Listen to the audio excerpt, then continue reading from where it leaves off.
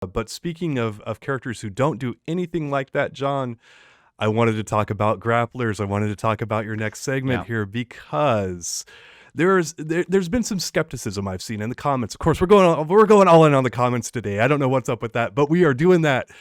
They're like, you know what? Why is it bad for grapplers to be top tiers? You guys are idiots. Event Hubs is the dumbest website on the planet. You guys are the biggest idiots in front of microphones in the FGC. That's what I'm seeing in the comments. Defend yourself, John, because the comments think you're full of I crap. Not feel me, of course. energized Yeah. now with that setup and so much forward momentum. Let's go. Yeah, this is something that, again, I want to approach this sort of scientifically and say I've been thinking about it a lot and it seems to be pretty true, but this is open conversation and I'm very willing to hear and have people poke holes in this.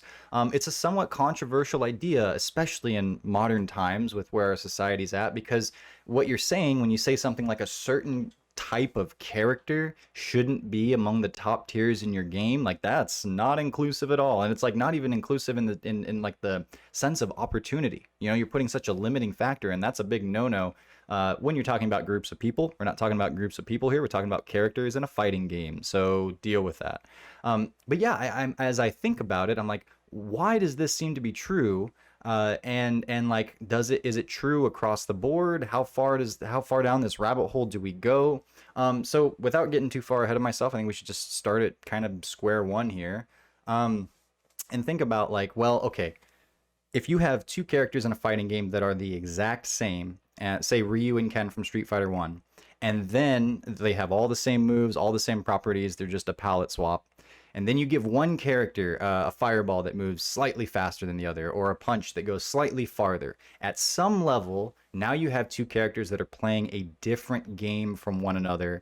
And if you have a whole bunch of characters, the kinds of changes, the kinds of mechanics at some certain level are going to affect these characters differently from one another. All right. Mm-hmm. Now that's acceptable. And we're super down with having characters that can punch at different lengths and sure enough shoot fireballs, and some that can't, and some have these crazy maneuvers. And it behooves the fighting game developers to bring in as many different types of characters as possible, and that's okay. There's a certain acceptable range of variety that we're not only okay with, but we're happy for, because it gives you different approaches to the game and such. When I think about grapplers, though, they come in with a very interesting, different kind of ability in the command grab that I liken to something like when you have a different type of something come into an already established, say like a system or an ecosystem, say like a bunch of sharks, right? And they have their way of hunting and doing everything. And then you introduce one shark that has a freaking laser beam attached to their head.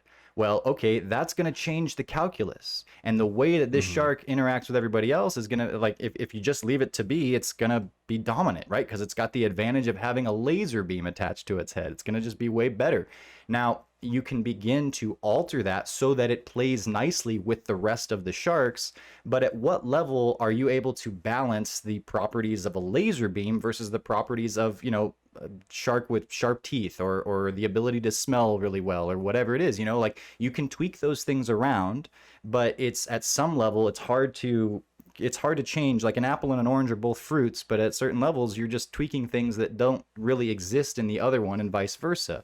So when you take command grab characters into and we'll limit this to the Street Fighter atmosphere and scope, right? Because this is true, I think, across fighting games in general. But there's an established idea of how Street Fighter expectations sort of flow, and that is with this kind of neutral-based footsie format. And then when you're up close, it's that strike, grab, or block sort of. It's not rock, paper, scissors. It's more complicated and complex than rock, paper, scissors, but that's sort of the established up close thing.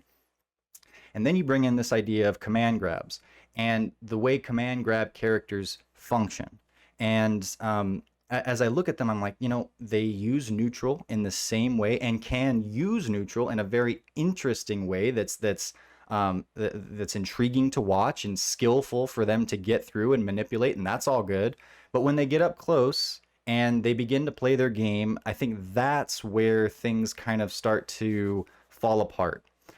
Because it's like, how do you regulate that laser beam? Well, grappling characters are usually playing this cat and mouse game, right? They start with they need to get close to you, and then they're also kind of one of their abilities is how well do they stay close to you, aka like sort of the vortex, and then how much damage are they doing? So like how many times do they have to guess right once you're in? And there's a certain feel about that, man, where once they get close and it becomes about that guessing game with like either you escape or you don't, that is just it's not that high level of resolution. It's like it is an informed decision, and we're all about those informed decisions here.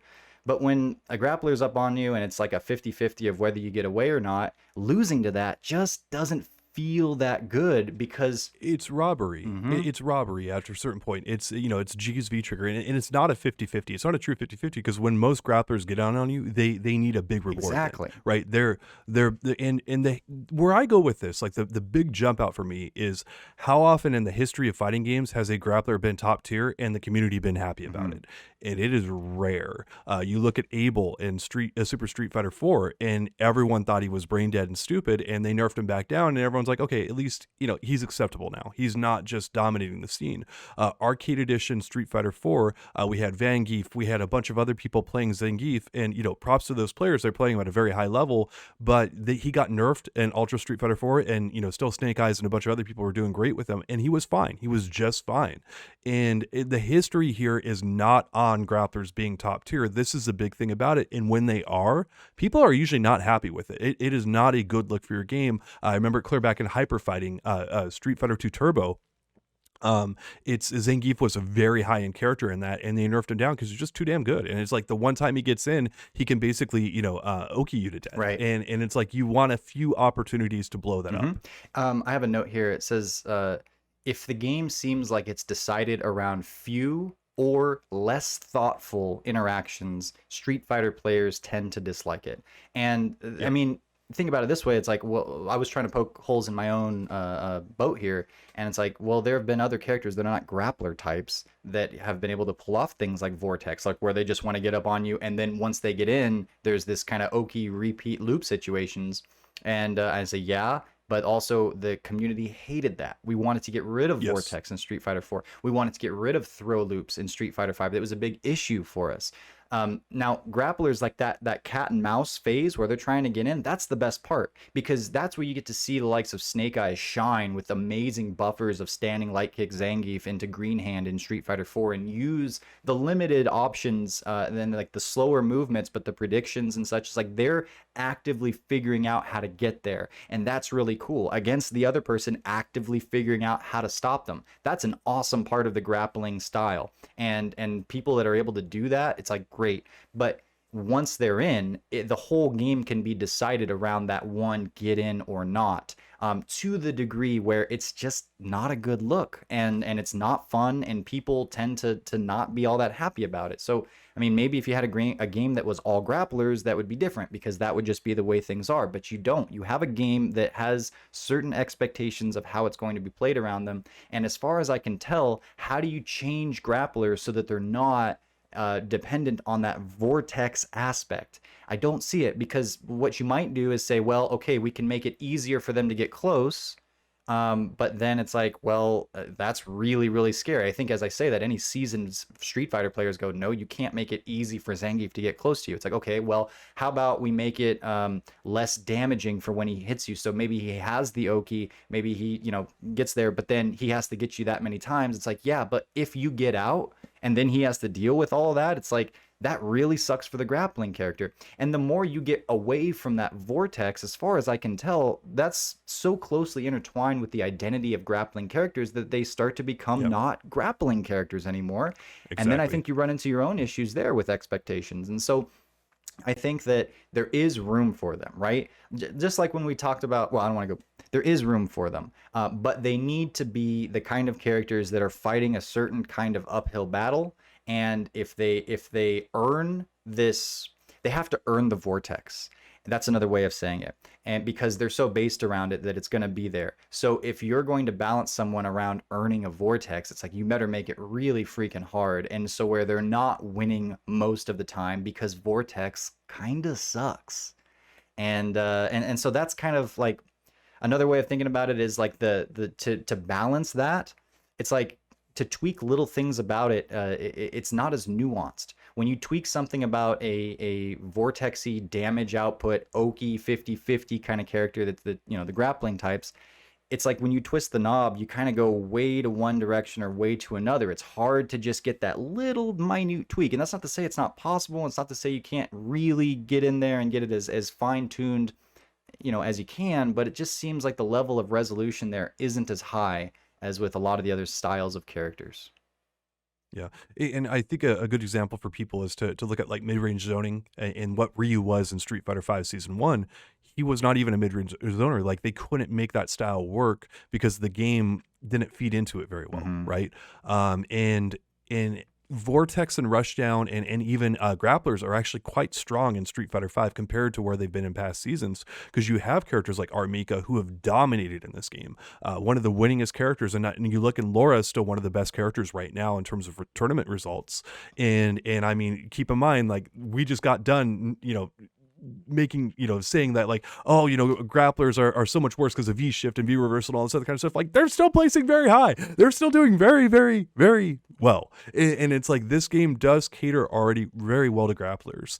And if you make them top tier, if you make them high end, we already saw what Mika did when she was a top end character in season And one how as well. how And sucky was that, man? For those of us to live through it, not fun. no. Yeah. And so where I go back to with Ryu is like, if you don't make him a mid-range zoner, he doesn't feel like Ryu anymore. And that was one of our biggest complaints about the character. And now he actually feels like a mid-range character, a mid-range zoner to some extent. It's a Street Fighter V version of it, so he's okay. You can't tweak Zangief and get rid of his grappler vortex stuff like you were talking about doing. And if you do, he stops feeling like Zangief at that point. They stop feeling like grapplers and other stuff. So it is a delicate switch to flip on and off and kind of see what things to give them and what not, and, what to keep away. And I know Zangief has ended up pretty weak a few times when in different seasons and stuff like that. And Capcom's tried a good bit to buff him back up. But you have what Zangief always has been and kind of what he should be for the most part is a character that a specialist character that a handful of people play. Kichipamu, Itazan, a few others, and they play at a very high level and they get great results from them. And that is kind of what you want to see from them. And if you go too far, then no one plays that character and they're obliterated. That's not what we want either, right? We want the specialists to go out there and play the grapplers, and that's the history of grapplers. Like they're not supposed to be played by the masses. It's just a handful of people who play them, and they're supposed to be kind of a niche thing. And in Street Fighter V, of all freaking Street Fighter games, I think has had the best grappler showing ever for Street Fighter titles. Like I don't think grapplers have ever been as good as they are in this game than in other games. Kind of thing. It's just like they're really consistently in tournament results, all up and down. Can't argue. They've got some. Well, I guess Poison was the one that officially won Capcom Cup, but Laura got her there in a lot of ways, and Mika has been crazy in her times and such, and yeah, it's and Abigail, and I mean and he's more of a brawler, but still he's got. But he sort of operates along those kinds of lines. It wasn't necessarily for the command grabs as much as it was for his unblockables, but it was the same kind of principle, and it was the same kind of vortex. Like he gets in, and now you're guessing your way out, and people don't want to have their rounds based on that too heavily. It's like one guess here and there, maybe in certain scenarios where they've earned that situation and it doesn't loop into itself. Okay, like you can earn certain advantages where it's really in your favor, but man, it's a lot of power. It's a laser beam attached to your head, so you better make it kind of weak, or else it's just going to dominate everywhere. And so yeah, I think you kind of have to have I guess you kind of. I just remembered Optic Blast, and I think it was X-Men versus Street Fighter, one of the Capcom X-Men games. And like Optic Blast was one of the cheapest freaking things because you could just spam it all day long, and it was really hard to defend against it. And it's just doing a fireball, and Cyclops would go Optic Blast, like, and it was, you just had to sit there and hold it, and it was completely cheap and dirty. And it's just like it's after again, it's why you lock this stuff behind some kind of execution wall or some kind of meter usage or some kind of thing that makes it earned, as you say. You have to earn this stuff to some degree, please, or it becomes ridiculous. And it's like, again, no one wants to be playing chess while their opponent's playing tic-tac-toe, kind of thing. And that's pretty much what Cyclops was in those games. He was, oh man, I got so many salty people because it's like, of course, people you come played up him, like, and hey, you probably had a Cyclops helmet visor that you wore while playing it at the arcade. I hated X-Men versus Street Fighter. It was a bullcrap game. It sucked. It's like, why aren't we playing Street Fighter? And they're like, well, they're like, this game has bigger explosions and other stuff. And I'm like, this sucks. Like, It's this the game is Marvel not crowd balanced. emerging. Big explosions are No, cooler. yeah, Marvel 2 is great, but the X-Men vs. Street Fighter was a crap balanced game. And so my friends would want to play it. I'm like, all right, well, I'm picking freaking Cyclops. You can deal with this crap all day long. And they're like, okay, well, maybe I don't want to play this anymore. Let's play Street Fighter. I'm like, now we're talking. So You play Zangief. that's how yes.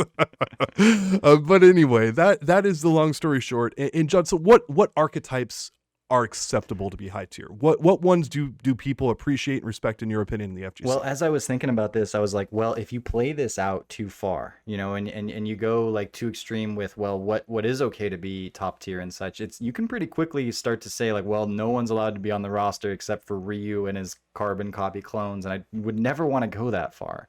And at the end of the day, it's like we're establishing, but I'll flat out say it, it's not fair. You know, it's like we're not saying it's fair. It's not like. Yeah. That's just the way it is, and these are fighting game character archetypes, so I mean, kind of deal with it. But I would say you start with Ryu, and you look there in terms of what your game's identity is, and it's like foundations. I would say that probably that type or style of character where I think most others are okay. Maybe an exception would be someone with something so different from the Street Fighter norm, like Fong, which we talked about him when the game was first coming out, that he was, again, it's laser beam, different kind, right? Because now he's got this completely different thing that really nobody else does.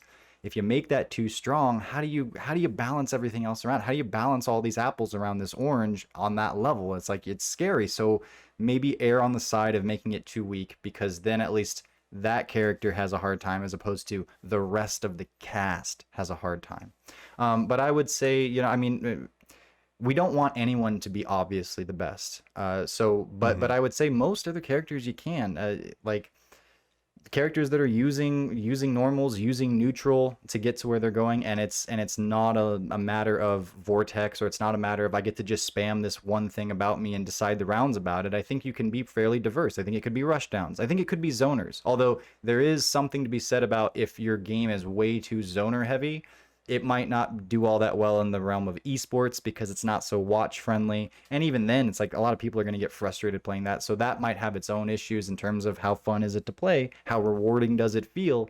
But I mean, technically speaking, as far as what we're saying here, I would go with your Shotos. I would go with, you know, Rushdown. I think that's okay. But I'd have to really sit and think on the particulars before I sign my name to the bottom of this is the character, this is the type of character that it's okay to be the top. You don't want anyone to obviously be the top, but you want, and I can't even say traditional Street Fighter characters. Grapplers have been in since, you know, Street Fighter 2, which is more or less day one. But I would say, you know, Cammy, rushdown character, that's okay if they're regulated properly.